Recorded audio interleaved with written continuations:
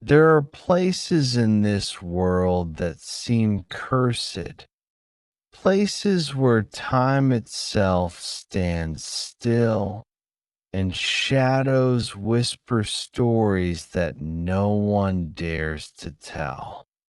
Tonight, I'll take you to one of those places, an old lighthouse by the sea. For over 100 years, it has stood alone on the cliff, battered by storms, swallowed by fog, and shrouded in mystery. Sailors feared it, locals avoided it, and those who dared to enter at night, well, some of them never came back. They say the sea remembers everything, every shipwreck, every scream carried by the wind, every lost soul that never reached the shore. And this lighthouse, it seems to collect those memories, holding them inside its crumbling walls. Some call it cursed, others call it haunted. But everyone agrees on one thing. The lighthouse is not just a building. It's alive. Tonight, you'll hear three true stories connected to this forgotten place.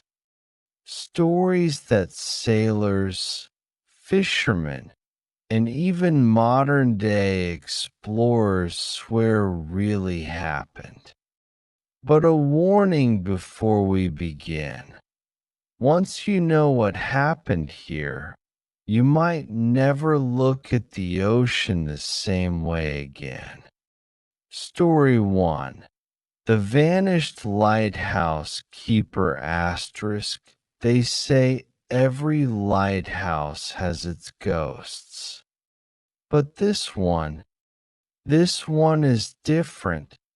The story begins more than 100 years ago, at the very start of the 20th century. The old lighthouse on the cliffs was first manned by a man named Thomas Hale. He was a veteran sailor, a man who had spent half his life at sea. And when age made him too weak for storms, he chose the solitude of the lighthouse.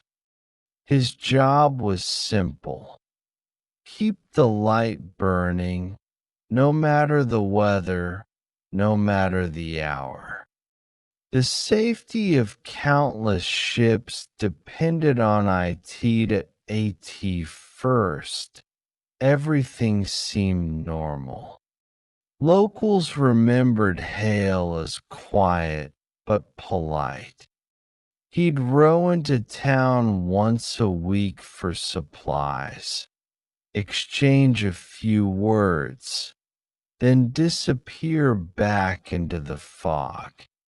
But over time, strange rumors started to spread. Some villagers claimed that Hale would talk to himself when no one was around. Others swore they saw him rowing back at impossible hours, long after the tide had gone out. The real horror began when his logbook was discovered. After Hale vanished without a trace, search parties combed through the lighthouse. They found his living quarters perfectly in order, bed neatly made, lantern trimmed, table set with half-eaten bread. It looked as though he had simply stood up and walked out into the storm. but the journal told a different story at first. The entries were ordinary notes about the weather, the ships passing by, maintenance of the lamp. But around the third month, the handwriting grew shaky, uneven. One entry read, "The sea is restless tonight. I hear voices in the wind calling my name." Thought it was a trick of the storm, but when I looked down from the tower, I swear I saw a figure standing on the rocks. It looked like me. A week later, another entry. The light keeps going out on its own. No matter how many times I relight it, the flame dies as if snuffed by invisible hands. Last night, I dreamed of drowning. Woke up to find my boots soaked, though I hadn't stepped outside. And the final entry, the one that chilled investigators to their bones. They came again. The ones from the water.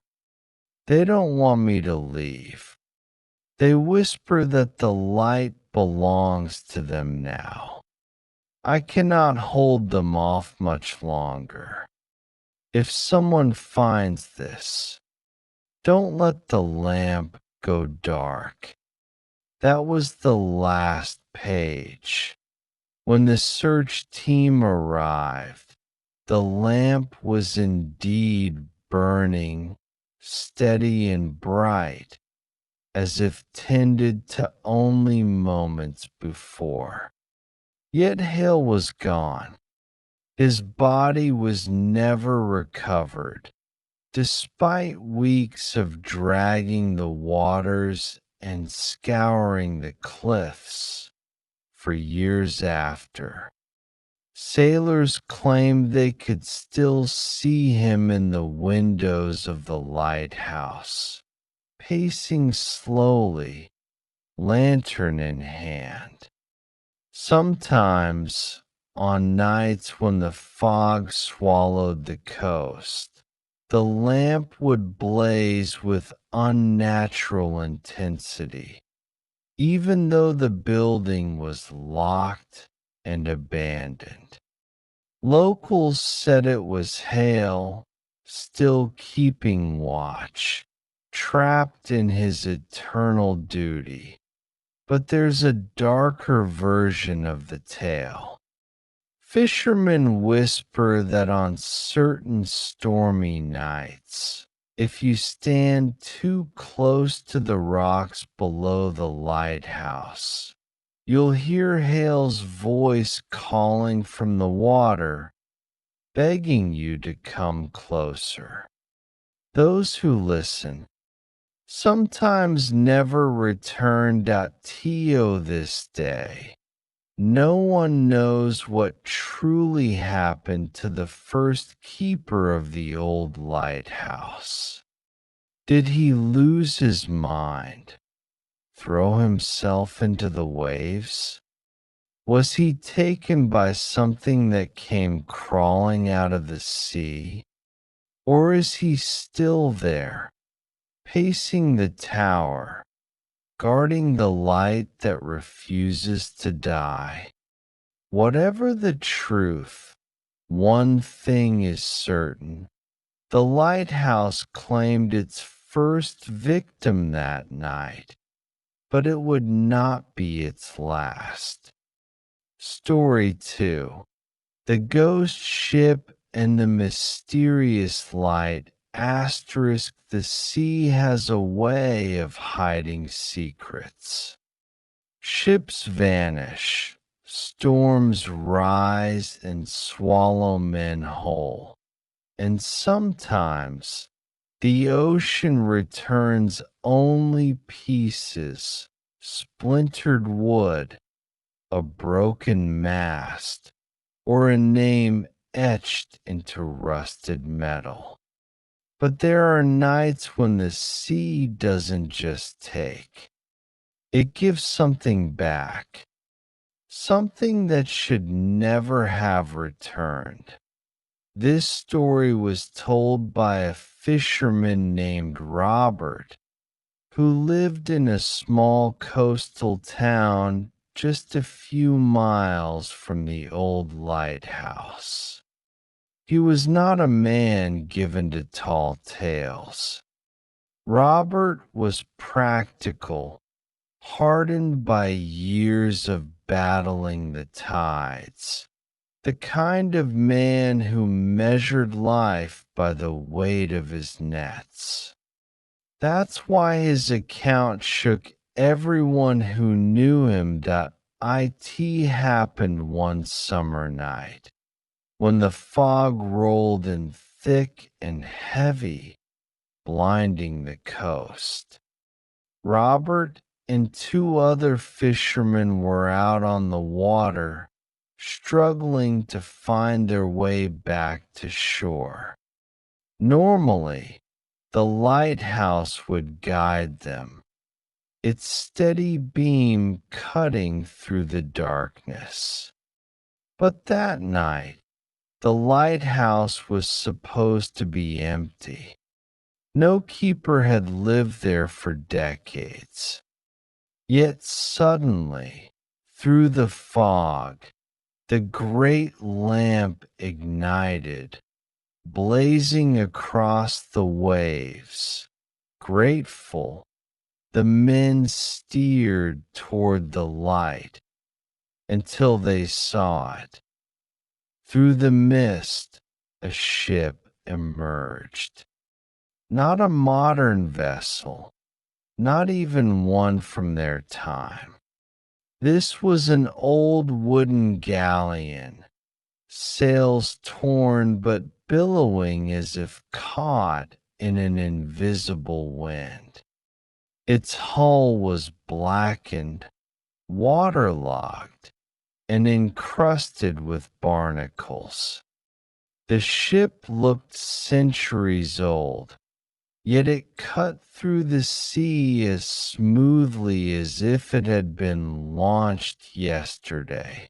Robert swore he could see figures on deck, pale, unmoving figures that stood in silence, their faces lost in shadow. And then one of them raised a hand and pointed directly at him. The fisherman panicked. One of the men insisted they turn back, that it was a bad omen. But Robert, stubborn and curious, urged them closer. The closer they got, the colder the air became. The sea itself seemed to grow still, the waves flattening around the ghostly vessel. That's when they heard it, a sound that made their blood run cold. A bell ringing from the deck of the ship, slow, hollow, like a funeral toll. The men screamed at Robert to row back. He finally gave in, spinning the boat around. But before they could escape, the galleon vanished. Not sailed away, not sunk. It simply dissolved into the fog, as if it had never been there. When they reached shore, shaken and pale, Robert went to the harbor master. He demanded to know if any old vessels were scheduled in the area. The harbor master frowned, then showed him a ledger. Nothing had passed that way for weeks. and certainly not a ship like the one Robert described. Here's the chilling part. Days later, Robert returned to the lighthouse during daylight, determined to prove something. Inside the keeper's quarters, he found an old chest, water damaged and falling apart. Inside it was a brass bell, the same kind he had heard on the Phantom ship. Only this one was cracked, unusable. No one could explain how its toll could have carried across the water that night. After that, Robert was never the same. He stopped fishing, stopped going near the water entirely. His friends said he grew paranoid, always watching the fog, jumping at the sound of church bells. Before he died, Robert confided one last detail to his son, one he had kept secret for years, that he claimed that when the figure on the ghost ship pointed at him, he saw its face. It was Thomas Hale, the vanished keeper of the lighthouse. And as terrifying as that was, Robert swore he wasn't pointing to him at all. He was pointing past him toward the town, as if warning that the ship wasn't done yet.to this day. Some locals say that on foggy nights, you can still hear the distant toll of a bell at sea, followed by a sudden burst of light from the abandoned lighthouse. Those who see it are advised to turn back immediately, because if you follow the light, you may not come back at all. Story 3. The tourists who never returned. Every generation has thrill seekers. Some climb abandoned buildings, some explore forgotten tunnels, and others test their courage in places locals warn them to avoid. For a group of 4 friends, that place was the old lighthouse by the SEA.IT. Happened just a few years ago. The lighthouse had long been abandoned, its walls cracked, its stairs rusted and rotting. Most people in town didn't go near it. But these friends, 2 guys, 2 girls in their early 20s, weren't most people. They wanted to film a viral video. The plan was simple: spend one night inside the lighthouse, record everything, and prove to the internet that ghosts and curses were nothing more than stories. The night they arrived, the sea was calm, but the fog was so thick it felt alive, clinging to their skin. With flashlights in hand and a cheap camera rolling, they forced the heavy iron door open and stepped inside. The first thing they noticed was the smell: salt, mold, and something faintly metallic. The second thing was the sound. Even though the wind outside was howling, Inside the lighthouse, there was a strange silence, as if the walls swallowed every noise that first. It was exciting. They laughed, shouted into the darkness, explored every level of the tower. On the second floor, they found the old keeper's journal, or what was left of it. Pages were damp and smeared, but a few words could still be read. Light, voices, water. That was enough to unsettle them, but not enough to make them leave BY midnight. They decided to set up camp near the lantern room at the very top. One of them, Daniel, discovered an old oil lamp in the corner.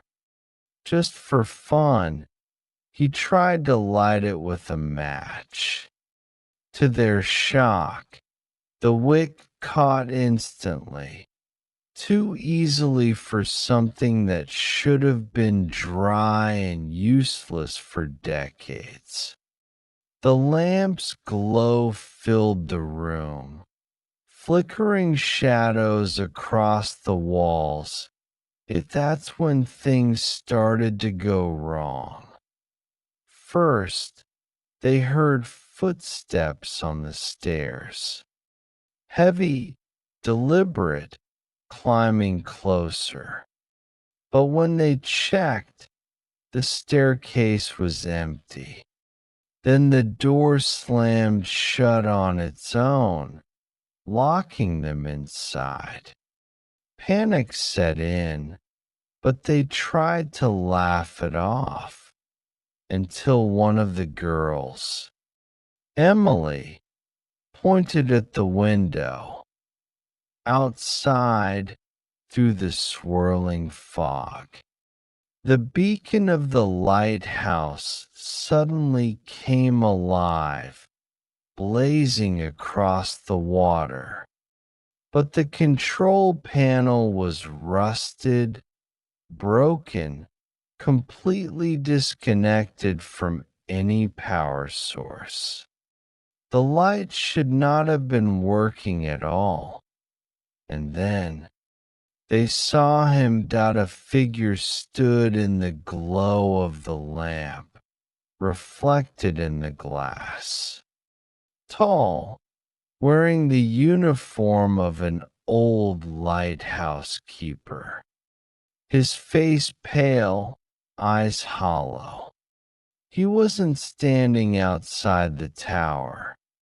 He was inside, right behind them.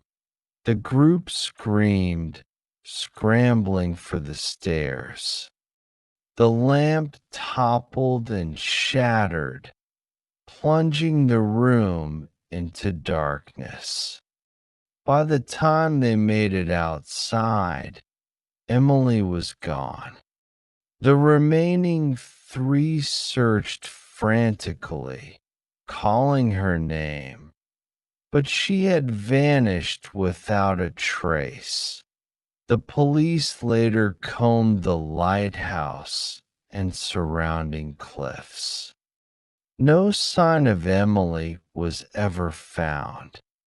Her friends were dismissed as hysterical, their story chalked up to fear, exhaustion, maybe drugs. But the video camera they left behind told another story. When the footage was recovered, it showed the group laughing, exploring, then the lamp lighting on its own. The last few minutes were chaos, the image shaking as they ran. But for one single frame, investigators saw something none of them could explain. Emily standing in the lantern room, facing the camera but not moving. Her eyes were completely black. Behind her stood a man in a lighthouse keeper's coat, his hand resting on her shoulder, the tape cut off there. The other three friends eventually left town, unable to bear the guilt or the whispers of the locals. But fishermen still talk about that night. They say sometimes, when the fog is thick and the lighthouse burns with impossible light, you can hear Emily's voice calling from the tower. And if you listen closely, there's another voice with hers, a man's voice. Some believe it's Thomas Hale, the first keeper, forever bound to the lighthouse. Others believe Emily joined him, another soul trapped in the tower's eternal watch. Either way, the message is clear. Those who spend a night in the lighthouse don't always leave. Asterisk, the old lighthouse still stands on the cliff today. Its walls are cracked, its stairs unsafe, and its beacon long disconnected. Yet locals swear that on certain nights, the light still burns, blazing across the sea when no one is inside. Some say it's Thomas Hale, still keeping his eternal watch. Others believe the souls claimed by the lighthouse are the ones feeding its flame. Whatever the truth is, one thing remains certain. The sea does not forgive, and the lighthouse does not forget, so tell me. Would you dare to step inside? Would you climb those stairs, stand in the lantern room, and stare into the fog, knowing what waits there? If you enjoyed these terrifying true stories, make sure to hit the like button, subscribe to the channel, and share your thoughts in the comments. Tell me, which of these three stories chilled you the most? And would you spend a night in the lighthouse? Or would you walk away? Because sometimes walking away is the only way to survive.